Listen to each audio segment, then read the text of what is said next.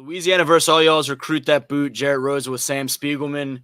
Long time no see, man. I feel like we've been seeing each other actually in person quite a bit these last few weeks. We're going to talk a little bit about our time down in Tampa with Team Fleaux, as well as, some Louisiana representation and neighboring Mississippi representation with the Coastline All-Stars making a run to the OT7 championships. We're also, in a subsequent episode, going to talk about what we saw at LSU camp last week, one of LSU's elite camps, including some new offers going out.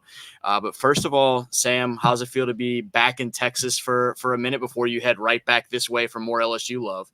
Yeah. Well, I had a lot of fun at LSU catching up. As we've talked about in the pod, didn't really get my spring in the boot, so getting to look at some of the elite guys that the staff has obviously been evaluating and wanted to see in person in June is always important for what we do. Always great to see you, Jared, in person. We've had some time in Tampa. We've had some time in BR. We'll have some more time in BR. I can't get enough of you. A lot of good times. No one I'd rather do it with. My fresh haircut and everything. Yeah. I got a little bit more professional looking for this stretch. And much needed. This podcast is going to get at least 6 more subscribers due to your barber. No, and you know what? As we talk about on the show all the time, every in-person evaluation of these kids is important. And we'll talk about the different settings, but in the 7-on-7 setting, some guys really popped, and in the camp setting, the same goes there. So I think we'll have a lot to talk about this week. Shout out Jacob Taylor, Micah Nickens and company at Parker Barber down on Carondelet in New Orleans, doing me right for a decade or more now, probably. But anyway, jumping into the 7-on-7 stuff, Fleaux had a rough weekend down in Tampa. They started to piece some things together late, but I thought some bright spots along the way, even for as tough of a showing as it was overall for the young quarterbacks, just being thrown into that setting for the first time ever in Elijah Haven and Carson Sellers. Elijah, I thought, in a couple spots with the skills competition on Thursday and a couple of his deep throws on Friday, had a chance to show some flashes. And so you kind of saw some of what everyone's so excited about, even if it did ultimately become a pretty big learning experience for those two guys. Let's kind of start with Elijah and then lead into what other takeaways you had from that team Fleaux in particular. Sure. Yeah. No, Elijah started the whole tournament with a big bang, and it was a little bit of a theme throughout the weekend. We saw the flashes. He's a great deep ball thrower. He's got unlimited potential athletically and throwing it deep and attacking downfield. He's a big play threat right now, and that's what he was all season for the Dunham School. So no surprise. This is obviously his first time in the 7-on-7 setting. A lot of first time working with all of these receivers and being in this setting against obviously some really talented guys on the other side, no matter which team he was playing. Obviously, he's got a ways to go and working in the short and intermediate parts of the field, but a lot to like. One of the best receivers was another 2027 guy we saw, Julius Jones Jr. That was my first time seeing him in person. Obviously, his dad played running back, but Julius is long and he can stretch the field vertically. He's got great hands. He made a lot of hands catches, kind of a natural hands catcher, moves up and down the field very easily. I thought he was obviously one of the steady forces throughout the weekend. This is my first time getting to see JT Lindsay in person, getting to see him move around, working out of the backfield. Really, maybe underused in the offense, but certainly getting to see how he moves and catch the ball really kind of stands out. You see what the LSU coaches made that early eval on and really liked about JT. And then, getting to look at both of Jacob and Blaine Bradford for the first time since December. I think Jacob really is looking the part going into his senior season, moves really well at about 6'1" and 190 or so pounds. You see the quickness and also the long speed to cover. And, again, just the way he breaks on the football. And Blaine really looking the part, almost 6'2", if not, well, maybe a little smidge above. And again, 200 pounds, moving real well as that big safety. Again, not seeing some guys and seeing them for the first time in a while. I'm also getting your first impression of these youngsters was really great for me in particular. What kind of caught your eye? Yeah, I think that young group, some of whom you mentioned right there, is, as much as we talk about Fleaux as being this Louisiana-based quote unquote super team, some of the guys that have come into the program who are out of state guys, but young guys that LSU has its eyes on and certainly have a lot of interest in LSU, getting a chance to watch them get together with the Louisiana guys and build some of those relationships and then go out there and perform the way they are at a really early age. You mentioned Julius Jones, his high school teammate at St. Thomas, Zayden Gamble, who had an interception on the weekend. He was with us down in Orlando, but wasn't able to play for the previous OT7 tournament, was kind of shaken back to full health. And he, I thought, was a quarterback in the middle of the defense for a good chunk of the weekend. Just a guy with another guy on that side of the ball with a high football IQ. Shamara Conde, the long cornerback who reclassed down to 2026. All those guys are supposed to be in Baton Rouge later this week for the Friday Night Lights event. Haven Finney Jr. had what looked like it might have been an interception on the sideline in bracket play, but was called out of bounds. But I thought lived up to the early hype and expectations for him, a kid from California that is high on Corey Raymond's radar. And I know the more guys I list, the more likely I'm going to accidentally leave somebody out. But a lot of guys that I think it's good for Louisiana football fans, LSU fans to get acclimated with sooner than later, because they are going to be guys that that the Tigers are recruiting for the years to come. And a guy that I was less familiar with, I'd seen a little bit of him, but this was certainly my first time seeing him in person.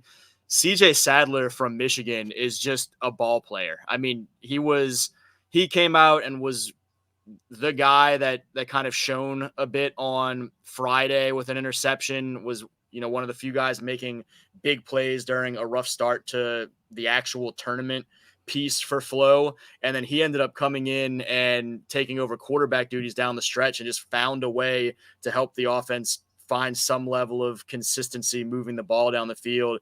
He's a guy that I think there's an aspect of almost like he's Michigan's Jawan Johnson type vibe, a guy that you're going to put him anywhere, he's going to figure it out, he's going to make plays. They're not the same athlete, but as much as we've covered Jawan the last 4 years, that's kind of a comparison that I think started to stick out a little bit. A guy that's going to find a way to get it done. I don't know that he's quite the same high school quarterback that Jawan was with some of the numbers he was putting up as a passer, but that's a guy that I think almost anywhere in the country, if you put him in a slot role in your program or in kind of like a nickel corner type role and let him go make plays, he's just going to be a guy that makes plays for somebody. And so was excited to see him, would love to see LSU potentially get more involved with him over the next couple of years, because he's another one of those 2026 guys.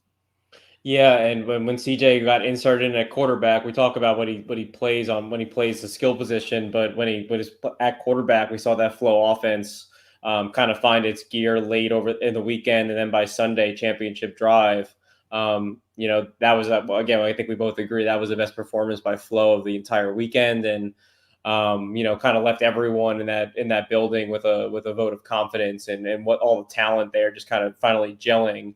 And I thought CJ was a big part of it, the way he controlled the offense. And, you have to, what position does he play, whether he's receiver, whether he's a DB, hey, you like a player with that kind of experience. And obviously he was spark plug on that side of the ball. And I had people on the sideline asking who he was. So that's always a good sign for a young kid and stepping up in a big spot. I mentioned he was the guy that was making some plays on Friday, and afterward he's with Jimmy Smith, Ryan Clark, and I, and we're talking about, hey man, I know it was a tough day overall, but good day. You really performed out there. We just got to figure out a way to get everybody kind of clicking at the same time. And he shut that down extremely quickly and said, look, I don't care what I did. It's not a good day if we're not winning games. And that impressed me maybe as much as anything that he did on the field, just to have that attitude in that setting where a lot of guys you'll see go, and if they're kind of getting their individual shine, particularly in the 7-on-7 setting or camp or whatnot, they're not too worried about other aspects. And he is someone that clearly, just based on interacting with him kind of behind the scenes during the course of the weekend, he doesn't care what he's playing, what the group is around him. He's pretty ticked off if he's not winning. He does not like that much. And so I think that's something that's going to bode well for him for the long term as well. I mentioned a lot of the Louisiana guys were on that team. Fleaux, a couple of guys were on the Coastline All Stars. I know Jacoby Anderson and Nate Shepard were a couple of guys they had. I'm probably forgetting a guy or two, but looking around at some of those other teams, whether it be Coastline or otherwise, who were some other big names you walked away from the event really impressed with, thought were kind of top performers or guys that LSU fans should be pleased to know that the Tigers are in pursuit of? Yeah, I thought one of the top quarterbacks in attendance was Luke Fahey in the 2026 class out of California. He just happened to camp at LSU a week later, and I thought again he was the best quarterback on hand in Baton Rouge for the second consecutive week, a top performer in my book. He's just hovering 5'11", 6 foot-ish, but I think he throws with anticipation. I thought he kind of instantly, talked about the ability to gel with your receivers and throw to where they're only they can catch it. I thought he did that in the 7-on-7 setting. I thought he was excellent, throwing it short, attacking all levels of the field at LSU. Took the coaching really well from Coach Sloan. So he was one of the top performers the last 2 weekends for me. Jamie French and Vernell Brown are absolutely phenomenal for SFE. It's you love to see that 1-2 punch, and I think for our listeners on this podcast, take back to the bootleggers, Jamar Chase and Terrace Marshall, kind of doing their thing, and they have chemistry with Tramel Jones, the 4-star quarterback from Mandarin out there in Jacksonville, and Jamie French is smooth. He's obviously very high on LSU's board for this cycle, and for a lot of the reasons they like Jalen Brown out of Florida last year, Jamie French I think is another level up, just the smoothest to his game. Very twitchy mover, excellent route runner, can separate very easily, but also, plays in traffic extremely well. Really just attacks all level of the fields. And Vernell Brown is just an absolute big place, a splash player, incredible acceleration after the catch. Always finds it's open when he's not open, and just a big play waiting to happen. Schools like Miami and Florida and Clemson are very much, especially keep an eye on Clemson. We learned from OT7.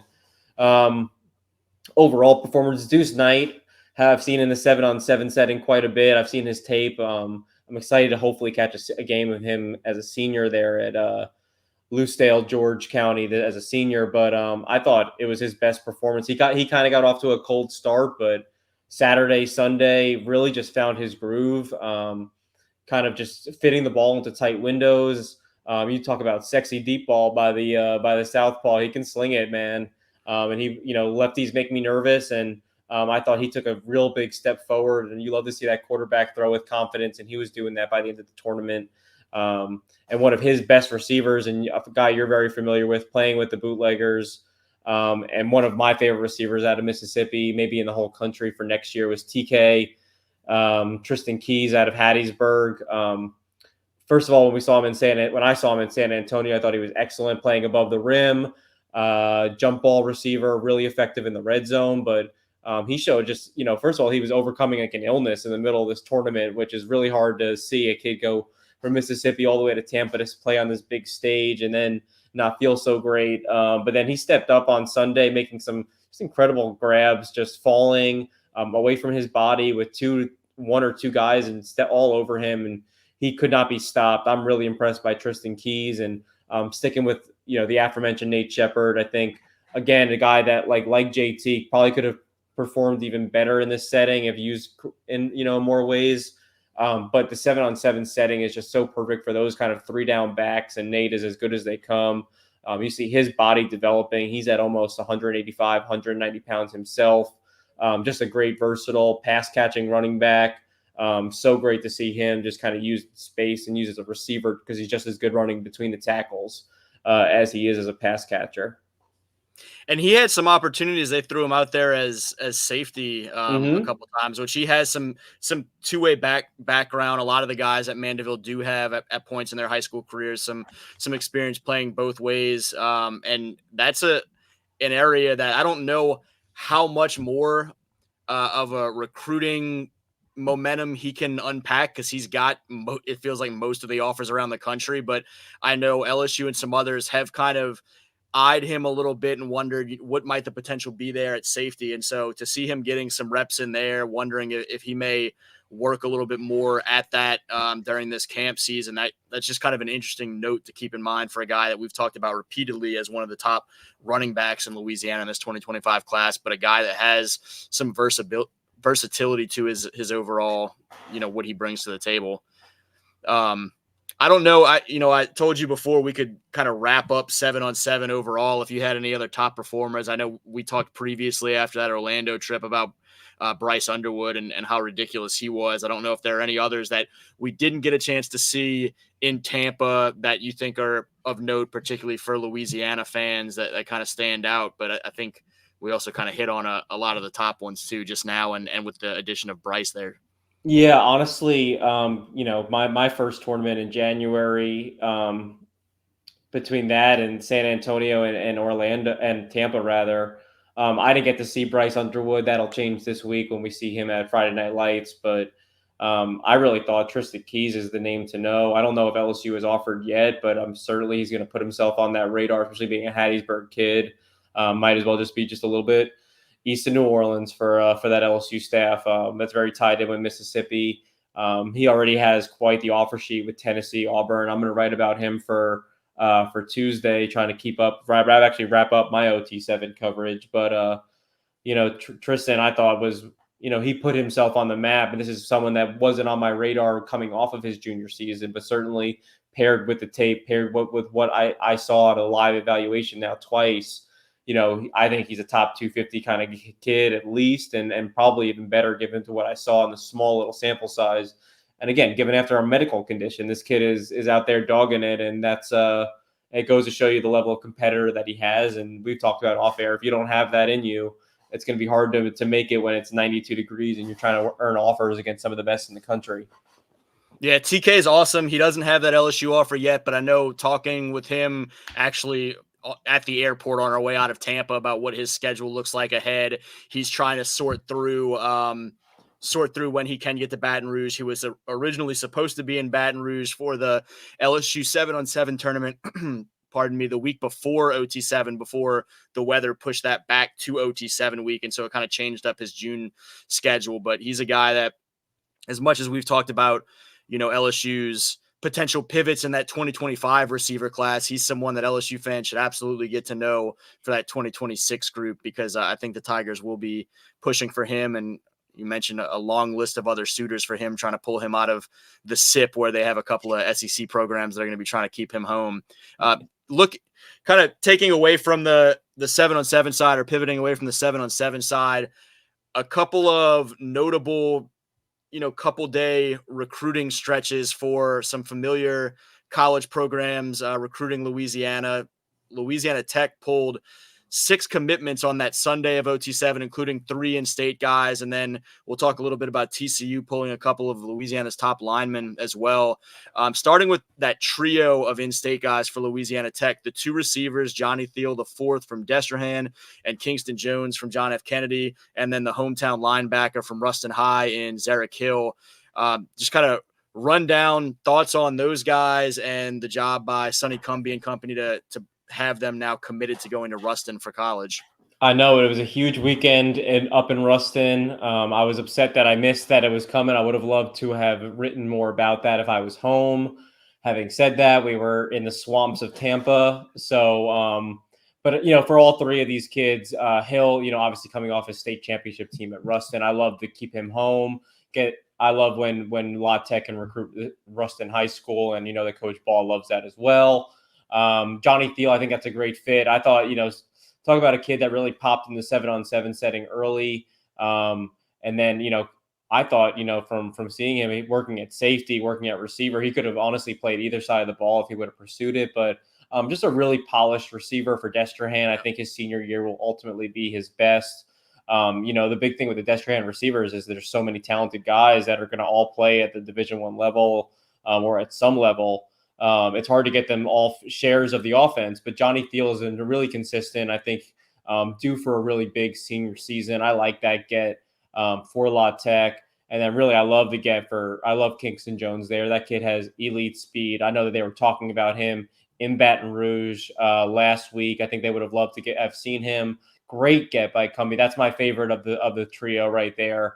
Oregon was showing interest in this kid early. Kingston has speed to burn downfield, and I think he's going to be the face of this JFK program. And as a senior, he's someone I really would have loved to see this spring.